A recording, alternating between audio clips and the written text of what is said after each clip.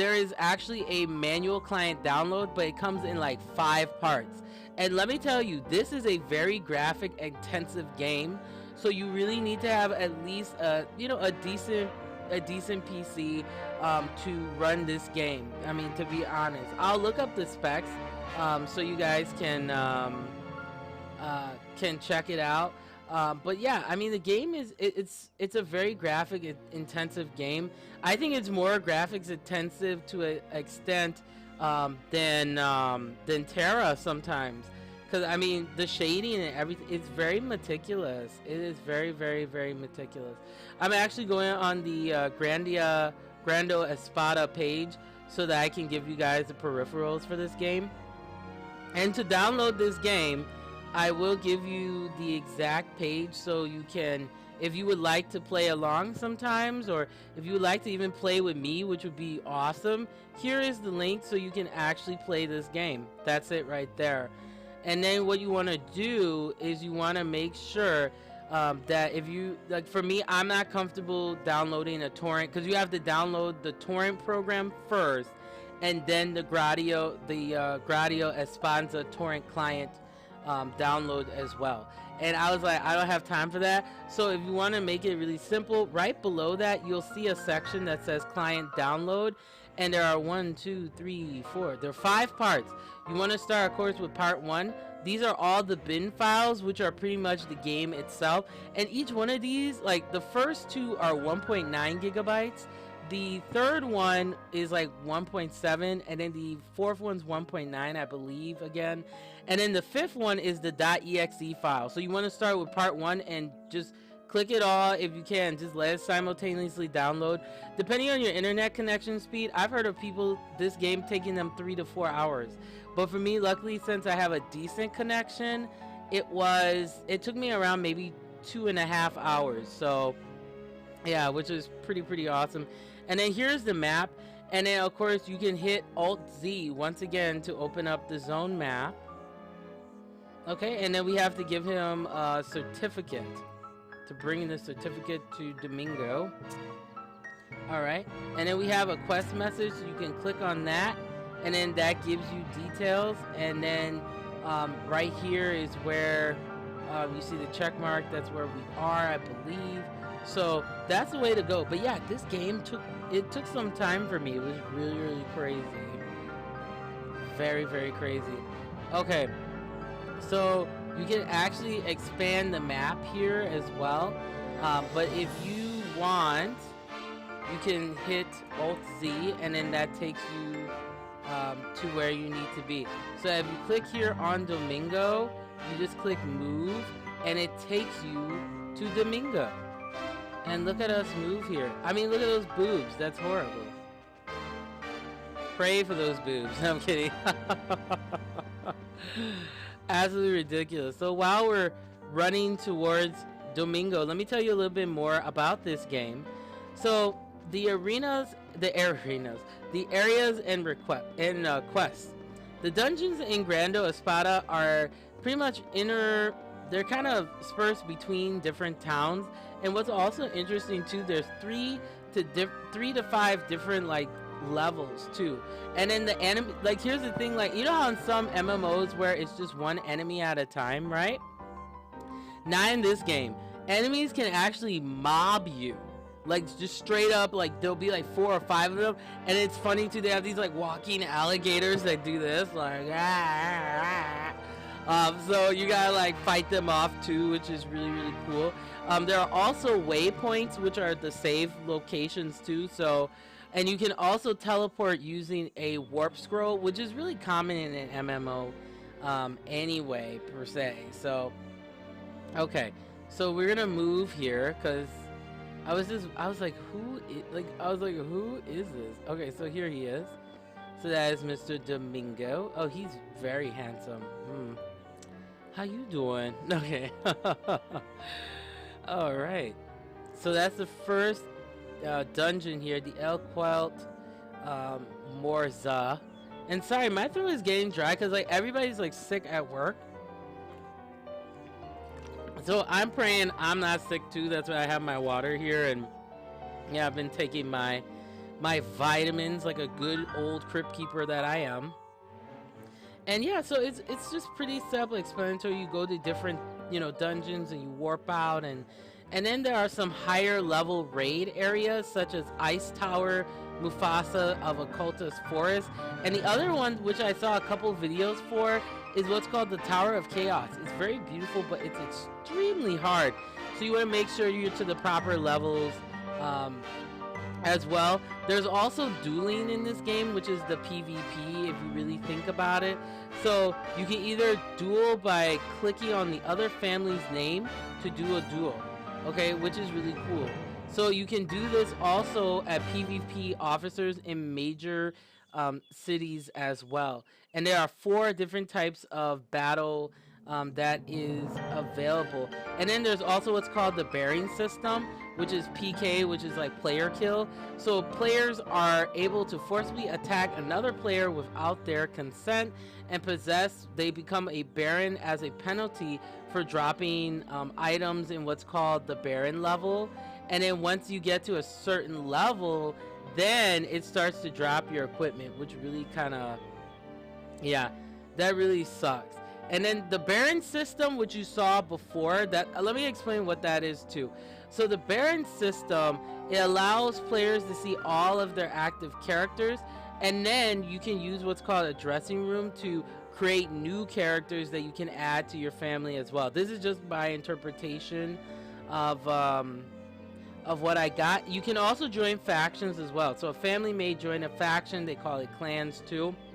A faction can hold up to 100 players, and then when the faction feels it's powerful enough, you can challenge or attempt to complete quests that are like faction clan level, which is like level 51 and 52.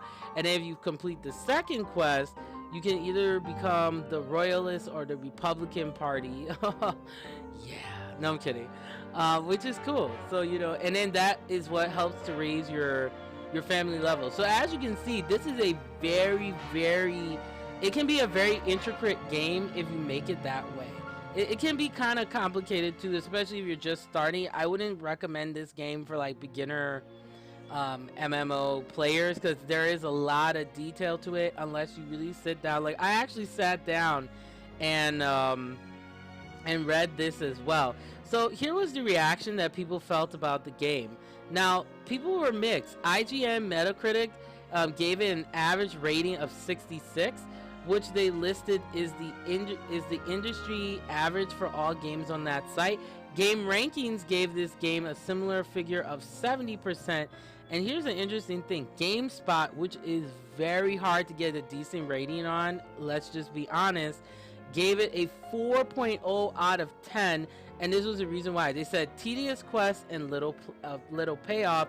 IGN also expressed those same concern as well. So here's the thing. Korean MMOs, it's really based on that grind, and then that's how you get the levels and the cash shops and all of that. And that's what gets you, if you think about it, sucked in. So if you're not into the grind thing, then you may not like, some Korean MMOs. And then XPlay, of course, on G4 back in the day, Adam Sessler, Adam Sessler is someone who's really hard to please, okay? There were very few games when XPlay was running, when I used to watch it, that they really took seriously. So he said that of all the free MMOs, that this one was definitely worth playing due to the fact that the setting it felt like an actual setting instead of like a fantasy type world. So yeah, definitely if you're into the historical period based MMOs. Hey, Constance, it's been a while. Yes, girl, what's up? Hi. Yeah, I like that graphic. Like, hi. No, yeah, it's been a while.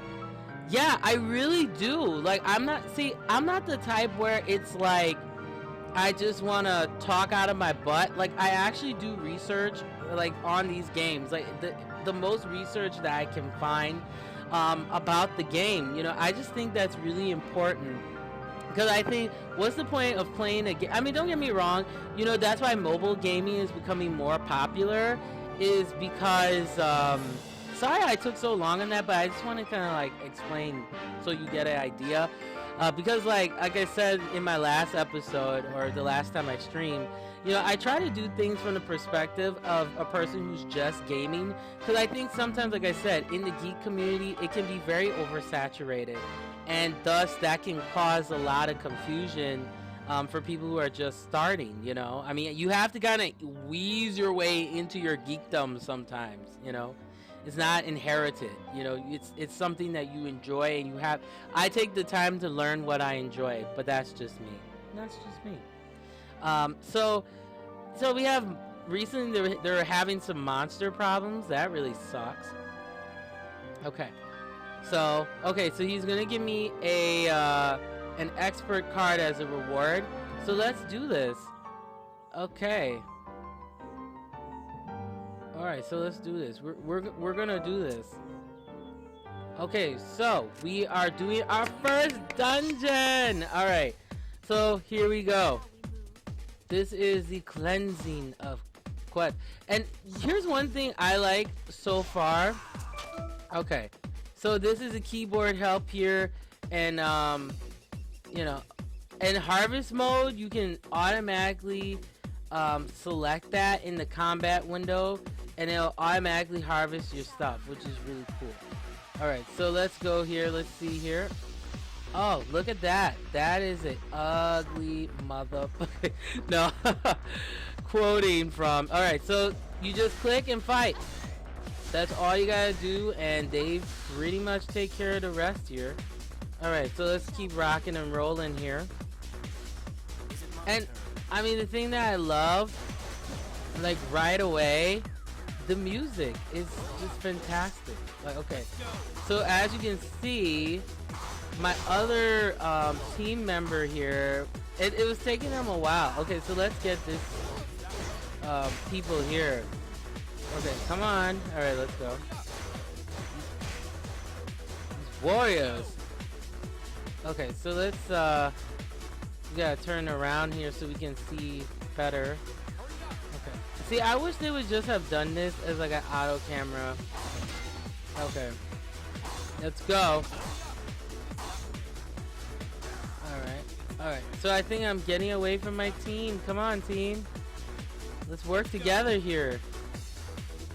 Come on. Let's go. Alright, let's do this. Alright, let's get this spider.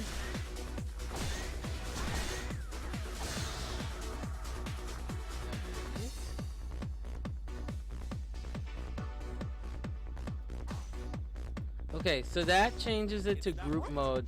Because there's group mode and then there's solo mode. So solo mode, like in this case, it allows you to kind of go as a group, and you can just, you know, fight together as a group. And I think that's even more efficient with certain enemies, to be quite frank. Okay, so, and then the nice thing too is they have arrows so you can see where the heck you're, you know, supposed to go here. I'm sorry I keep moving. But I just want to get a better angle for you guys so you can see. And look how graphically beautiful this game is. I mean, it's redonkulous. Let's go. I like that. Let's go. Yeah, and one thing too, if you notice about this game too, I have to say, the music is like beautiful.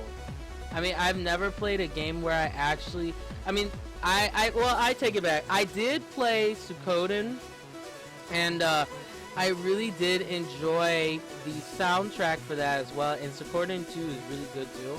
But this game's soundtrack is sexy, man. It's so good. Like, I'm so excited. I clicked out of the window. That's how excited I am. Okay, let me get back to my main window here. Okay, so let's zoom out here. Okay. And here's the other problem too people had with this game. You can get lost, so you gotta be careful. So I'm kind of making my way back here. Alright, let's go. Nope, that's not where I want to be. Let's go over here, guys. Jeez Louise. Okay, so there we go. Alright, there we go. Alright, so that's where we need to be. And I mean, it's just a graphically beautiful game. and